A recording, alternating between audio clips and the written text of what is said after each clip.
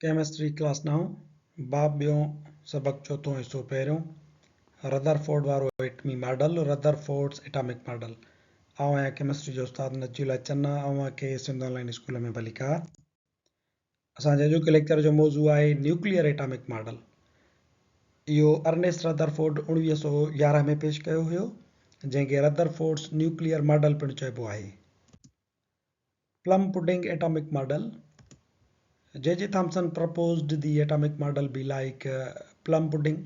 J.J. Thomson पंहिंजो हिकिड़ो एटमी model पेश कयो हुयो जेको हू सम्झंदो हुयो त एटम प्लम पुडिंग वांगुरु आहे। जेकॾहिं तव्हां बर्तानिया जा रहवासी आहियो या तव्हां बर्तानिया जो खाधो प्लम पुडिंग ॾिठो हुजे त तव्हांखे अंदाज़ो थींदो त हू एटम खे कीअं सम्झंदो हुयो। हू सम्झंदो हुयो त हीअं एटम जेको आहे सो हिकिड़े गोल प्लम पुडिंग वांगुरु आहे ऐं उन में जेके आहिनि सो ज़रड़ा जेके आहिनि उहे इलेक्ट्रॉन वांगुरु उहे फैलियल आहिनि। हिन पंहिंजो एटॉमिक मॉडल ईअं पेश कयो हुयो त हिकिड़े क़िस्म जो जेको सूप आहे या जेको उनजो मास आहे सॼो उहो पॉज़िटिवली चार्जड आहे ऐं उन में जेके ज़रा ज़रा आहिनि उहे इलेक्ट्रॉननि जा उन में चौधारी फैलियल आहिनि। इहो हिन असांजे J.J. थॉम्सन जेको आहे सो एटॉमिक मॉडल ॾिनो हुयो। न रुॻो हिन पर ॿियनि साइंसदाननि बि कोशिशूं कयूं हुयूं त एटमनि जा मुख़्तलिफ़ मॉडल ॾिजनि त उहो कीअं उहो एटम ॾिसण में ईंदो। उन्हनि मां जा ही प्लम पुडिंग एटॉमिक मॉडल बि हिकिड़ो मिसाल हुयो।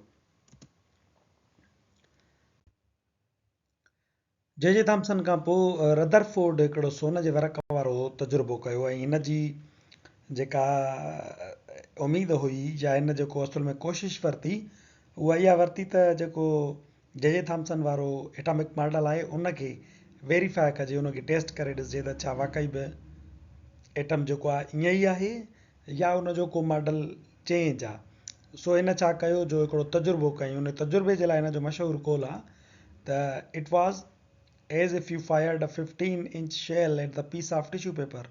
इहो ईअं हुयो जीअं तव्हां टिश्यू पेपर ते 15 इंचनि जो जेको बंदूक जी गोली आहे कारतूस उहो फायर कयो and come back and hit U ऐं उहो वापसि मोटे ऐं तव्हांखे अची करे लॻी।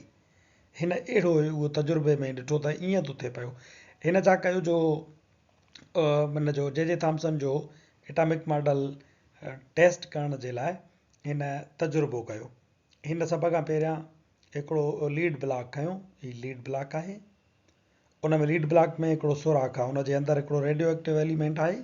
उन मां ई जेके शयूं निकिरनि थियूं पियूं इहो आहे अल्फा रेज़। अल्फा रेज़ छा हूंदा आहिनि? अल्फा रेज़ हक़ीक़त में इहे हेलियम न्यूक्लाई हूंदा आहिनि। हेलियम न्यूक्लाई यानी हेलियम जा 2 इलेक्ट्रॉन खसे छॾियोसि, बाक़ी उनजे न्यूक्लियस में छा बचंदो? 2 प्रोटॉन ऐं 2 न्यूट्रॉन।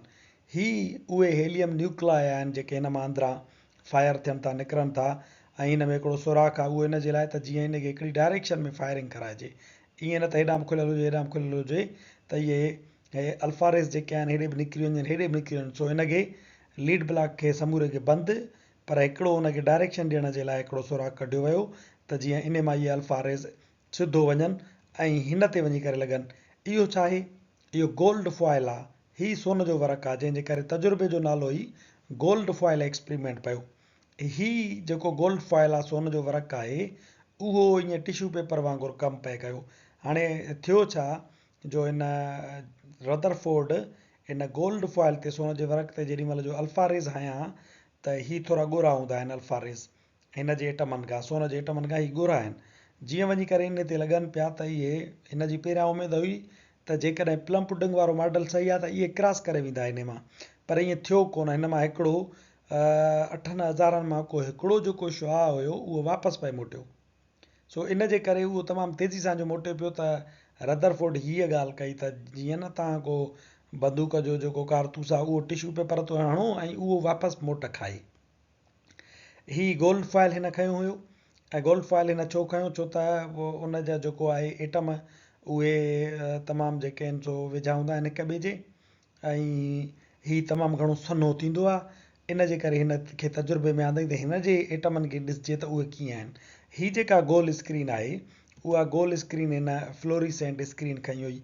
फ्लोरीसेंट स्क्रीन जो कमु छा आहे त ही जेके अल्फा रेज़ वञनि था उहे हिन मां क्रॉस करे हिते लॻनि था त इहा ॿरे थी, चिमके थी।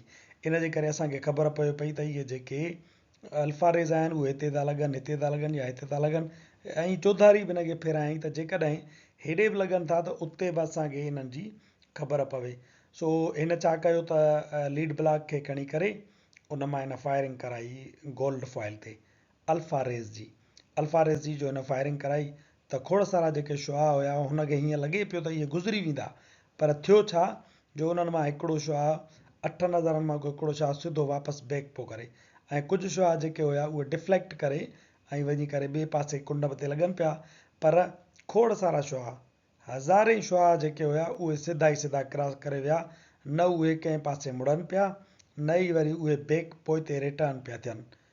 हज़ारे शुआ 8-9 हज़ार शुआ सम्झो त हितां क्रॉस करे विया सिधो, हिकिड़ो शुआ वापसि बैक थियो, ऐं कुझु शुआ जेके हुया उहे डिफ्लेक्ट करे ऐं स्क्रीन ते कुंडुनि ते लॻनि पिया, बाक़ी ॿिया सिधा क्रॉस करे पिया वञनि।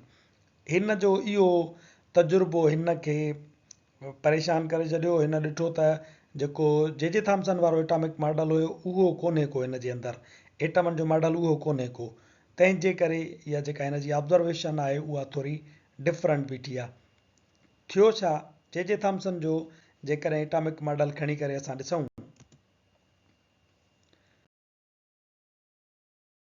जे थॉम्सन जो प्लम पुडिंग वारो जेको मॉडल हुयो उहो हीअं हुयो त हुन में इलेक्ट्रॉन जेके आहिनि उहे फिरंदा आहिनि पिया ऐं फैलियल हूंदा आहिनि, ऐं जेको पॉज़िटिव चार्ज आहे उहा हिकिड़े मास वांगुरु जेका आहे सो उहा चौधारी बेस में पई हूंदी आहे, हिकिड़ो ॼण त को लिक्विड हुजे उहो पॉज़िटिव चार्ज वारो आहे, ऐं उन में हीअ जेके शयूं आहिनि तरनि थियूं इहे नेगेटिव चार्ज आहिनि।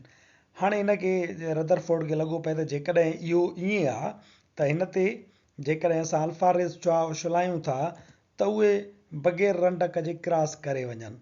छो त अल्फा रेज़ जेको हुयो उहो तमामु घणो वज़न में ॻोरो आहे वाधू जी चार्ज खां, हिन में अल्फा रेज़ में 2 प्रोटॉन आहिनि 2 न्यूट्रॉन आहिनि, हिन जो वज़न चऊं ते वधीक आहे, हिन जो तमामु थोरो आहे। हाणे जेकॾहिं इहे हिन में चौधारी फैलियल आहिनि त हिन खे इहे रंडाइनि ई न, ही हितां क्रॉस करे हलिया वञनि अल्फा रेज़, पर थियो ईअं कोन, थियो ईअं त तमामु घणा जेके शुआ हुया उहे रदरफोर्ड जे तजुर्बे में क्रॉस करे विया, जीअं असां चयोसीं त हज़ारे शुआ क्रॉस करे विया, पर को हिकिड़ो शुआ हुयो जेको उते लॻी करे कंहिं हंध ते वापसि सिधो ई सिधो मोट पियो खाए, ऐं थोरा शुआ 2-3 शुआ जेके हुया उहे कंहिं हंध ते लॻी करे ऐं डिफ्लेक्ट थी पिया वञनि, कुंड ठाहे मुड़ी पिया वञनि। हिन हितां अंदाज़ो लॻायो त एटम जो मॉडल प्लम पुडिंग वांगुरु कोन्हे को, उन जो एटॉमिक मॉडल जेको आहे एटम असुल में कंहिं ॿी सूरत वांगुरु आहे। छो हिनखे इहो ईअं लॻो, हिन ॾिठो त इहे खोड़ सारा शुआ जेके आहिनि उहे वञनि था पिया बग़ैर रंडक जे, हिनखे अंदाज़ो थी वियो त हे पासो जेको बि एटम जो आहे उहो समूरो ख़ाली आहे, पर हिकिड़े हंधि जेको आहे सो का हिकिड़ो मास वारो ज़रो आहे, तमामु नंढिड़ो ज़रो आहे, ऐं उन ते बि साॻी चार्ज आहे वाधू वारी, जंहिंजे करे को हिकिड़ो शुआ लॻे थो त उहो वापसि मोट थो खाए या कुंड मटाए हलियो थो वञे, बाक़ी सभु शुआ हलिया था वञनि। इन तजुर्बे खे ॾिसी करे हुन इहा ॻाल्हि सम्झी त a tiny massive and positively charged particle that caused alpha rays turn back or deflected, हिकिड़ो को तमामु नंढिड़ो वज़न वारो ऐं वाधू चार्ज वारो ज़रड़ो आहे जेको अल्फा रेज़ खे या त डिफ्लेक्ट थो कराए, उन्हनि खे कुंड मोड़े थो छॾे, जीअं हिते आहे ही वाधू चार्ज वारो हिकिड़ो ज़रो आहे, तमामु घणो ॻरो आहे, ऐं उहो ई आहे जेको अल्फा रेज़ खे जंहिं ते वाधू जी चार्ज हूंदी आहे उन्हनि खे जेॾी महिल जो उहे इन ते था लॻनि त या त उन्हनि जी कुंड मुड़ी थी वञे। हाणे हिन ते बि वाधू जी चार्ज आहे, अल्फा रेज़ ते बि वाधू जी चार्ज आहे, इन जे करे जेॾी महिल जो अल्फा रेज़ इन जे भरिसां पियो गुज़रे त हीउ उनखे धिको जो ॾिए पियो त इहो कुंड मटाए हलियो पियो वञे। बाक़ी के शुआ जेकॾहिं डायरेक्ट सिधो इन जे साम्हूं पिया अचनि त उन पुश जे करे ही उनखे वापसि बैक पियो करे छॾे। जीअं तव्हां चकमक जा साॻा पासा हिक ॿिए जे वेझो खणी अचो त उहे हिक ॿिए खे रिपेल कंदा आहिनि, ईअं अल्फा रेज़ वाधू चार्ज वारा, ही ज़रड़ो बि वाधू चार्ज वारो, तंहिंजे करे उहो उनखे वापसि रिफ्लेक्ट बैक पियो करे छॾे।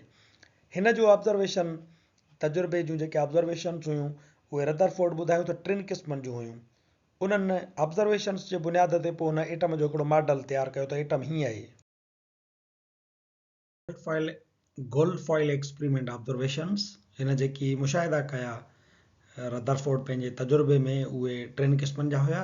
छो त शुआनि जी जेका मूवमेंट हुई उहा पिणु 3 क़िस्मनि जी हुई। नंबर पहिरियों तजुर्बो हिन जो हीउ हुयो, most of the particles passed straight and undeflected through the sheet। तमामु घणा जेके ज़रड़ा हुया, अल्फा जेके ज़रड़ा हुया, उहे शीट मां बग़ैर मुड़ण जे सिधा ई सिधा गुज़री विया। हाणे ही खोड़ सारा जेके शुआ आहिनि उहे गुज़री विया। And produced illumination on the zinc sulphide screen. ऐं जेका हुन स्क्रीन रखी हुई हिन जे चौधारी, जेका फ्लोरिसेंट स्क्रीन हुई, चमकंदड़, जंहिं ते शुआ लॻनि पिया त उहो ज़रड़ा लॻनि पिया त उहा ॿरे पई, उन ते जेॾी महिल जो ही शुआ वञी लॻा त उहा गिलो करणु लॻी। नंबर ॿियो मुशाहिदो हिन इहो कयो, very few alpha particles undergo small and strong deflection after passing through gold sheet। तमामु थोरा अल्फा पार्टिकल्स नंढी या तमामु वॾी मोड़ करे ऐं गोल्ड शीट खां उहे क्रॉस करे पिया वञनि। हाणे ॾिसो ही जेके आहिनि शुआ ॿ हिते ॾेखारियल आहिनि, त हिकिड़ो शुआ जेको आहे उहो तमामु घणी डिफ्लेक्शन करे परे पासे हलियो वियो आहे, तमामु घणी मोड़ करे परे पासे क्रॉस करे वियो आहे। इहो वञी हिते गोल्ड फॉइल ते हिन ते लॻो त उतां इहे गिलो करणु लॻी। ऐं ॿियो जेको आहे स्मॉल डिफ्लेक्शन करे ऐं वञी गोल्ड फॉइल ते लॻो आहे। थोरा शुआ हुया जेकी पंहिंजी कुंड मटाए परे पासे क्रॉस करे विया, बाक़ी न त घणा शुआ सिधा ई सिधा टपी विया। नंबर टियों जेको मुशाहिदो हुयो हिन जो, उहो ही हुयो त very few alpha particles retraced their path. तमामु थोरा जेके अल्फा पार्टिकल्स हुया उहे वापसि पंहिंजे रस्ते ते जीअं विया उअं ई मोटिया। 8,000 मां को हिकिड़ो शुआ अहिड़ो हुयो, अल्फा पार्टिकल हुयो, जेको हीअं वञी लॻो सिधो त उहो सिधो ई वरी वापसि मोटियो। हाणे इन्हनि पंहिंजनि मुशाहिदनि जे बुनियाद ते रदरफोर्ड जेको आहे सो पंहिंजो एटॉमिक मॉडल तजवीज़ कयो हुयो, जेको असीं पंहिंजे ॿिए लेक्चर में तव्हांजे अॻियां पेश कंदासीं। तव्हां वधीक वीडियोज़ लाइ ॾिसंदा रहो सिंध ऑनलाइन स्कूल।